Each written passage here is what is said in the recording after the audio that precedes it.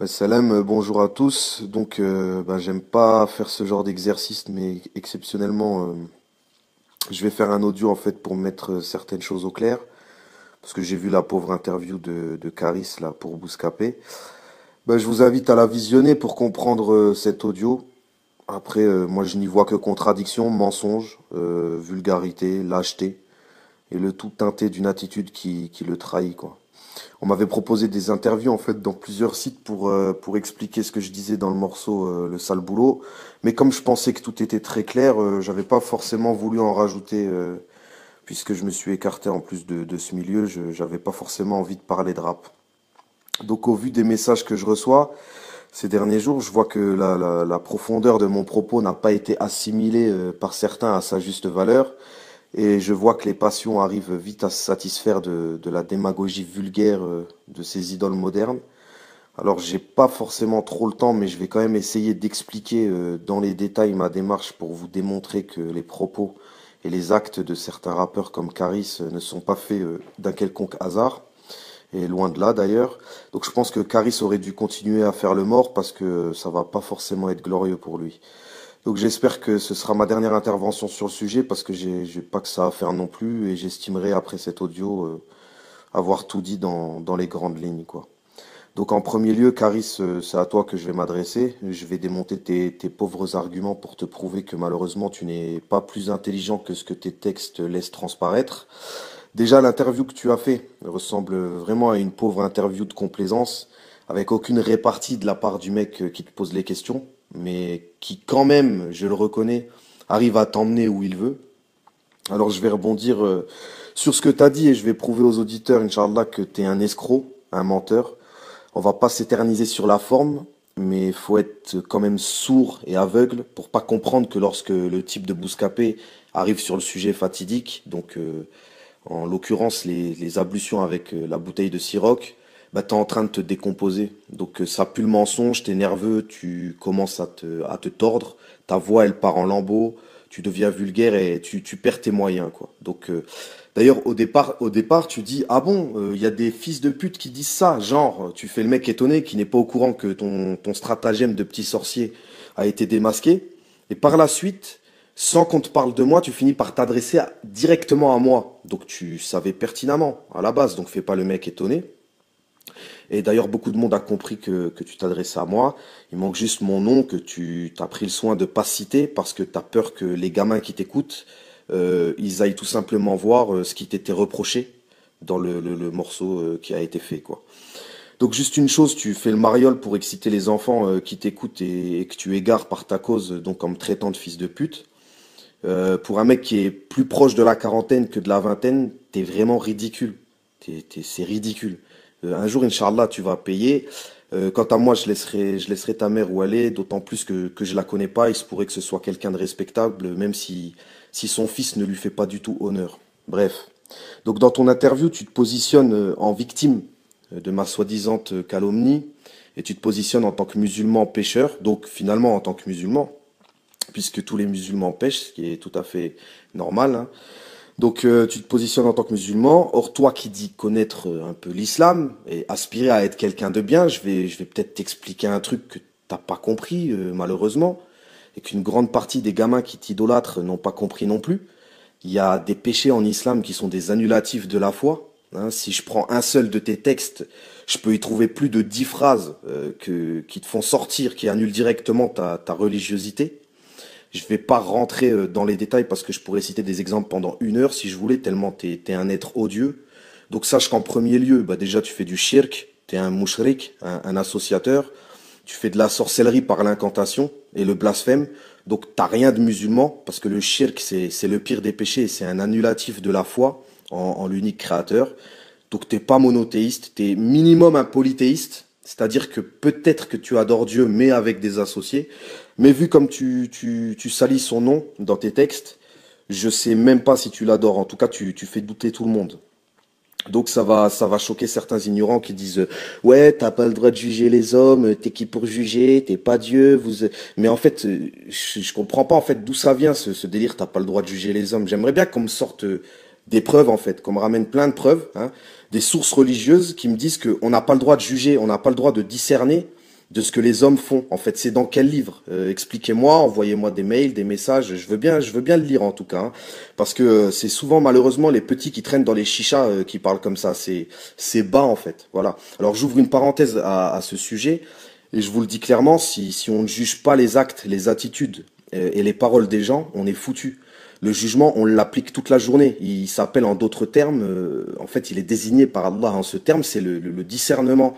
On parle pas du jugement dernier, hein. Le discernement, c'est ce qui nous différencie des animaux, en fait. Si on n'a pas de discernement, on est pire que les animaux, parce que les animaux, encore, ils ont un instinct, ils sont guidés. Nous, on est guidés que si vraiment on fait en sorte d'être guidés, hein, si on le veut bien.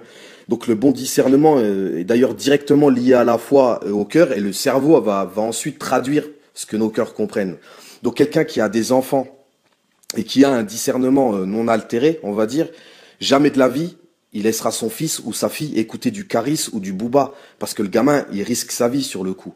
Un jeune qui se cherche et qui est en pleine construction, il est très vulnérable et c'est une éponge, donc c'est dangereux pour lui.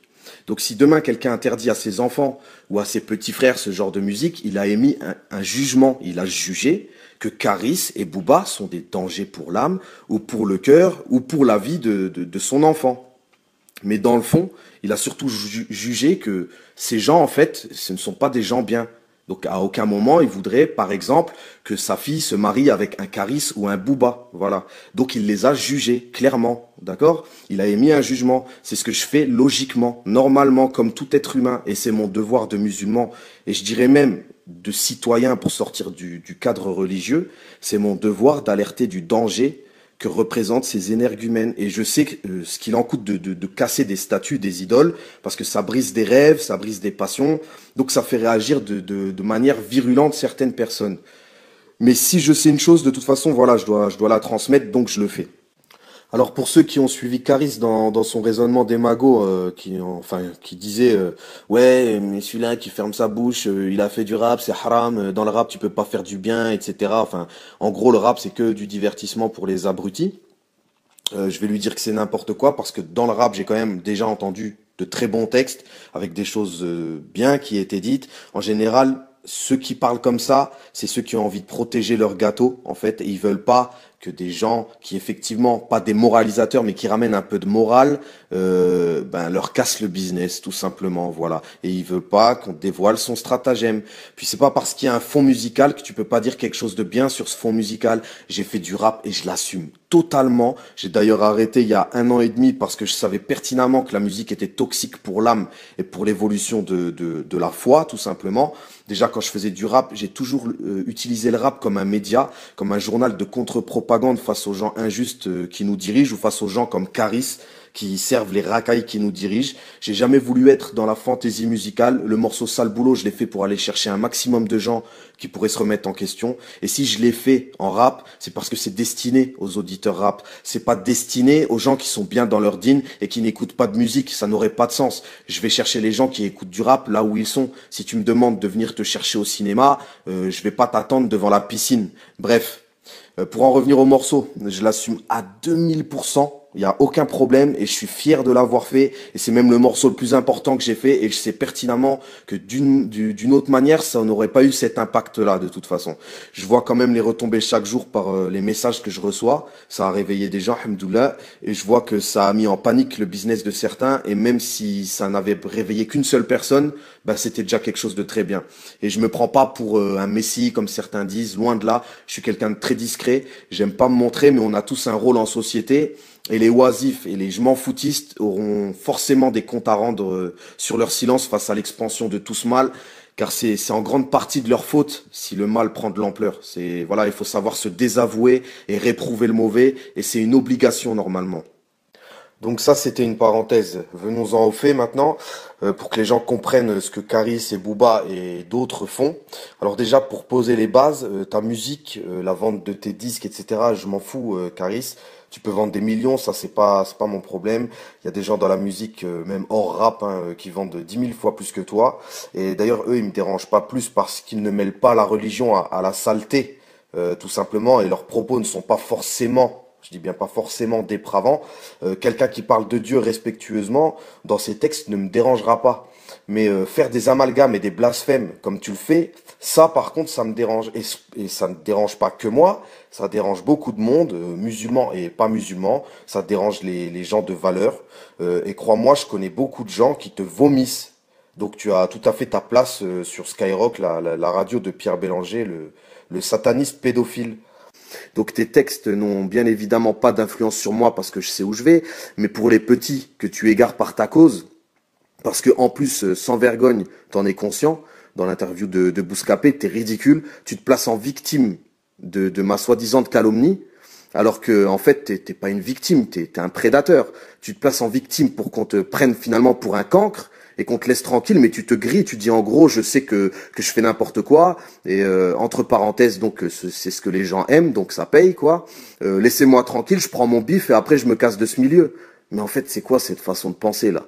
Mais t'es qu'un gros lâche en fait. T'as pété un plomb, t'es devenu fou. Donc je vais toujours te parler en tant que croyant puisque tu te positionnes en tant que tel. Tu crois feinter qui alors? Tu crois que tu feintes qui? Dieu? Tu le feintes? Tu crois que tu vas blasphémer et égarer des dizaines de milliers d'enfants et que tu vas te repentir facilement comme ça d'un jour à l'autre en claquant des doigts. Mais t'es vraiment naïf ou hypocrite, je sais pas. J'ai travaillé beaucoup en foyer, j'ai bossé dans des CEF, des foyers de l'aide sociale à l'enfance, etc. Et les résultats de ta propagande d'Iblis, là, moi je la vois tous les jours, les ados, je les côtoie tous les jours, et t'es loin de t'imaginer le nombre d'enfants qui bloquent sur vos raps, à toi et à Booba en particulier en ce moment, et qui croient que ce que vous dites est vrai, et qui posent des actes très graves en société pour finir à la fin en prison, ou en foyer PJJ, ou en hôpital psychiatrique. Et quand les parents sont défaillants, très souvent, c'est les rappeurs qui remplacent les parents le soir quand les gamins ils sont tout seuls dans leur chambre. Hein, ils apprennent les textes par cœur et parfois ils mettent en pratique le discours. Donc j'y viens. Je vais expliquer à ceux qui veulent bien l'entendre maintenant ce que fait en fait sciemment Caris. Je vais demander aux auditeurs un petit peu de concentration parce que ça va être un petit peu technique. Mais bon, en gros, dans le monde, il y a un combat logique entre le bien et le mal. Donc les serviteurs de Dieu d'un côté et le diable et les serviteurs et ses serviteurs de l'autre côté. Et entre tout ça, il y a des gens qui ne comprennent pas cette dualité ou qui n'ont pas cette vision-là. Dans les entités qui servent Dieu, il y a des anges, il y a des djinns, il y a des hommes adorateurs. Certains sont discrets, il y en a qui sont engagés, il y en a qui sont des suiveurs, d'autres qui sont des leaders. Certains prient plus que d'autres, etc. D'autres moins, mais bon. Et de l'autre côté, c'est pareil pour Iblis. Donc pour Satan. Il y a des démons, il y a des djinns mécréants, il y a des hommes suiveurs, il y a des leaders aussi, des adorateurs, des activistes, etc. Et il y a des gens qui prêtent allégeance, comme on le dit, qui ont vendu leur âme au diable. Ceux-là s'inscrivent en tant que généraux chez Iblis, en fait, directement. Ils ont une place un petit peu plus importante. Et je vous le dis, d'ailleurs de sources sûres, parce que j'ai aussi mes sources, c'est-à-dire que au-delà de l'analyse que je peux faire de Booba ou de Caris ou d'autres, hein, voilà, j'ai pas envie de parler de tout le monde parce qu'après ça fait tout de suite le gars qui fait de la médisance sur tout le monde, mais pourtant voilà, c'est une réalité. Faut savoir que Booba et Caris sont des sorciers, ils font de la sorcellerie, ils fréquentent des marabouts. Booba s'en cache pas d'ailleurs dans ses textes, ni même dans ses interviews, hein, quand il parle de ses gris-gris, qui portent des griffes de rhinocéros ou je sais pas quoi, dans sa poche, ou quand il parle de son maître Yoda. Alors pour ceux qui n'ont pas compris, son maître Yoda, c'est un shaitan qui lui est attitré. D'accord? C'est ce qu'ils appellent des protecteurs, en fait, lorsqu'ils vont voir des marabouts. Et ce shaitan-là, il lui porte conseil, en réalité. Voilà. D'où la symbolique future. Donc c'est la référence à la voyance, qui utilise des djinns mécréants et des shayatines pour essayer de récupérer des infos, entre guillemets, dans le futur. Donc c'est de la sorcellerie et lui, il se targue d'être dans le futur et de savoir avant les autres ce qui va plaire, ce qui va faire le buzz, etc. Donc Caris, pareil, dans un morceau, il se fait appeler Houdini, du nom du célèbre sorcier magicien, quoi. Comme Booba, il s'est fait appeler Garcimore à une époque. Je pourrais parler de leur symbolique satanique pendant 1 heure parce que il y a que ça dans leur clip. Mais je vais pas m'attarder sur les images. Je vais expliquer en fait comment la sorcellerie est faite en général pour que vous compreniez la suite. Donc pour faire simple, pour faire une simple sorcellerie, c'est-à-dire pour appeler des démons ou des djinns mécréants afin de leur demander quelque chose. Il suffit, billah, de mélanger le propre au sale. Je m'explique. Certains, par exemple, prennent le Coran et le souille de différentes manières. Donc il profane le sacré. Puis il demande des choses aux démons lorsque ces démons se présentent. Toujours dans la profanation, certains déterrent des morts. Et ils utilisent même leurs membres pour accomplir certains rites, etc. Il y a aussi l'incantation par le sacrifice, qui est de sacrifier une créature animale ou humaine pour autre que Dieu, afin que des démons travaillent pour la personne qui a accompli le rite. Donc il y a des centaines de films d'ailleurs qui parlent de ça, mais on va rester sur l'incantation par le blasphème. En fait, ce que font certains pseudo-artistes comme Booba, c'est qu'ils prennent des mots du Coran, ou le nom de Dieu, ou le nom de certains prophètes, et dans la même phrase, ils vont mettre quelque chose de sale. Ça veut dire ils vont souiller donc le sacré. Ils vont mettre quelque chose de sale, des mots très vulgaires, très sales, ils mélangent ça, ensuite ça constitue déjà une incantation. Ensuite ils l'enregistrent, ensuite ils le diffusent, donc incantation à multiplier par le nombre de diffusions et d'écoutes, mais là où ça devient encore plus dangereux, c'est que des milliers, voire des millions de jeunes finissent par réciter cette incantation, ce qui crée une ambiance satanique dans les demeures, dans les rues, etc. Et ce qui donne de la force, en fait, aux démons qui œuvrent pour le mal et à la destruction de la création. Alors, je vous rassure ou pas, il n'y a pas que eux, et c'est quelque chose de fréquent qui se pratique dans d'autres domaines, la pub, les films, etc. Donc c'est ancestral, ça a toujours existé, mais ça a beaucoup plus d'ampleur aujourd'hui. Même dans les pays musulmans, il y a des sorciers, des juifs pratiquent la sorcellerie, des chrétiens aussi, puis après vous avez des pures doctrines basées sur le sacrifice sans ambiguïté, on va dire, comme le vaudou ou l'animisme par exemple.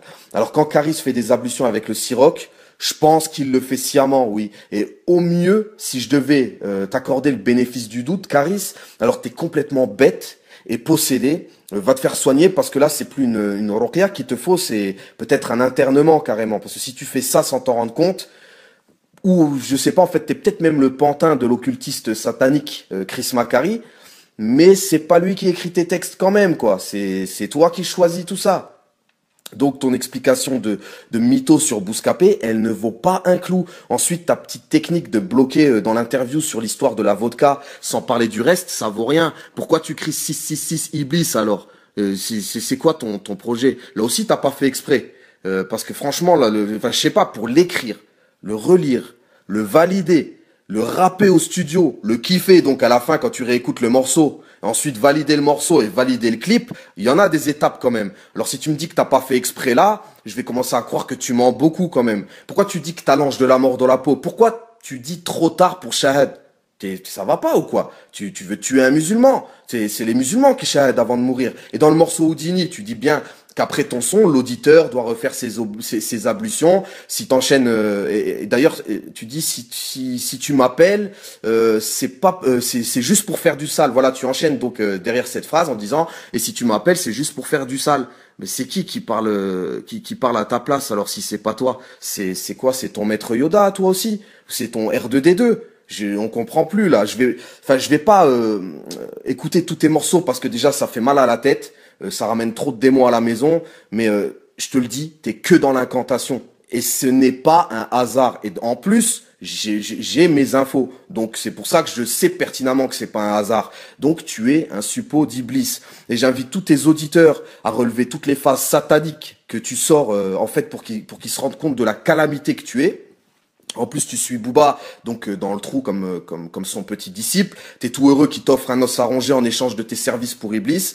Bon, vous savez ce qu'on entend fréquemment en plus dans les discussions sur le rap. Ça dit toujours ouais, Booba, je sais, c'est nul, ouais, il a plus de flow, machin, mais ouais, je kiffe quand même. Je sais pas en fait, je sais même pas, je sais que c'est nul, mais j'écoute quand même. Et on dit la même chose souvent. J'entends donc des paroles similaires quand ça parle de Caris. Les gens, ils savent même pas pourquoi ils écoutent. Bah, quand les gens auront compris que des démons travaillent pour eux, pour faire du was-was à tout le monde, ils comprendront en fait pourquoi ils n'arrivaient pas à arrêter d'écouter ce type de morceaux dégueulasses. C'est juste qu'il y a des démons qui travaillent pour Booba et Caris pour manipuler, c'est faire du was-was aux gens tout simplement.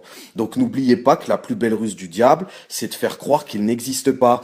Vous savez, il y a une multitude de rappeurs qui veulent les suivre et des fois qui blasphèment sans se rendre compte de la portée de leurs paroles et du niveau blasphématoire. Il y en a aussi qui malheureusement sont trop manipulables par les démons parce qu'ils se protègent protège pas assez et le résultat donne la même chose que ce que Booba ou Karis disent. Ils font des incantations sans faire exprès. Mais comme les actes valent par les intentions, si Booba et Karis cartonnent en ce moment, c'est parce qu'ils ont l'intention ferme de blasphémer pour que Iblis leur ouvre des portes et les maintienne en haut du jeu, en fait. Ils sont des généraux d'Iblis parmi les hommes.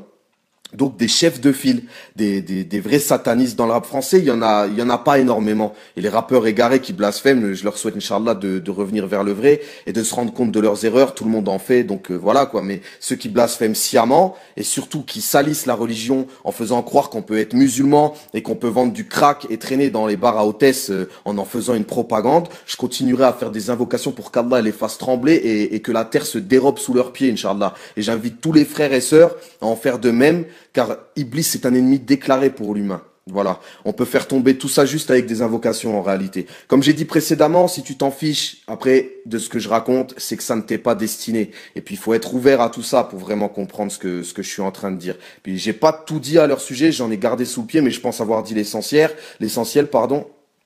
Et j'espère ne plus avoir à en parler. On sortira pas tout le monde de l'erreur, on n'arrêtera pas la fin du monde quoi qu'il en soit, mais l'essentiel c'est de faire les sabbats nécessaires, de pas cautionner le satanisme et de le combattre si on en a les moyens. Le oisif sera jugé pour sa oisiveté, le lâche il sera jugé pour sa lâcheté. Donc pour tous les bouddhistes là qui jouent les hommes de paix et qui disent qu'on a le droit de juger personne, je finirai sur ça. Oui, je juge Karis, oui, je juge Booba, ce sont des gros satanistes qui vous arnaquent et qui méritent que tout le mal qu'ils ont fait se retourne, Inch'Allah, contre eux. Je le souhaite de tout cœur pour le bien de l'humanité et pour tous les enfants et ados qui sont égarés en leur prêchant de débauche. Et s'ils arrivent à faire repentance de tout ce mal, bah, ce sera encore mieux, surtout pour eux, mais je pense que la route va être très très longue. Bref, j'ai dit à peu près tout ce que je voulais dire. J'ai rien contre les rappeurs en particulier, hein, faut pas le prendre mal pour certains. Ceux qui font du mal sciemment, voilà. C'est à eux que je m'adresse. Et les autres, je leur souhaite d'être justes et de s'améliorer comme je me le souhaite à moi-même, Inch'Allah. J'espère que c'est la dernière fois que j'aurai à intervenir sur ce sujet et sur le rap, car j'ai plus envie d'en parler, tout simplement. Moi, je suis autre part et voilà. J'ai synthétisé comme j'ai pu. Merci de m'avoir écouté jusqu'au bout et à plus. Allez, salam.